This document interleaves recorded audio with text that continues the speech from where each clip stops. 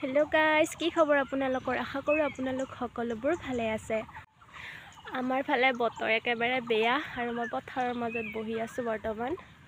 guys কষ্ট কৰোঁতে ভাবছিলো চাকৰিটো হ'ব বুলি কিন্তু এতিয়া বেকাৰ বহি আছো কাৰ ভাগ্যত কি আছে কোনো নাজানে গাইস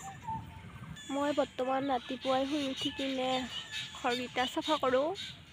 তাৰ পিছতে বাচন ধু আৰু মনচন বেয়ালি পথাৰখনত আহি এনেকৈ বহি থাকোঁ গাইস মোৰ এই পৰিস্থিতি চলি আছে আৰু আপোনালোকৰ কমেন্ট কৰি জনাবচোন কাৰ কেনেকুৱা পৰিস্থিতি চলি আছে আৰু প্ৰায় এক মাহ হৈ গ'ল আৰু 12 মাৰ্চৰ দিনায়ে কাট অফ লিষ্টৰ ৰিজাল্ট দিছিল আৰু মই এখন পথাৰতে আহি কিনে কান্দিছিলোঁ ইটাও গাইস বিশ্বাস হোৱা নাই যে মোৰ নামটো অহা নাই আৰু ইফালে মাজে মাজে ঢেৰেকনিও মাৰছি তাৰ পাছতে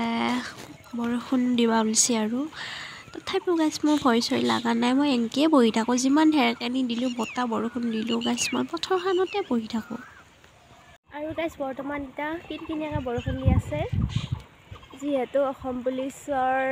ৰিটুনৰ আগত মই ভিডিঅ' বনাইছিলোঁ ষ্টাডিৰ ওপৰত আৰু এতিয়া ফৰেষ্টৰ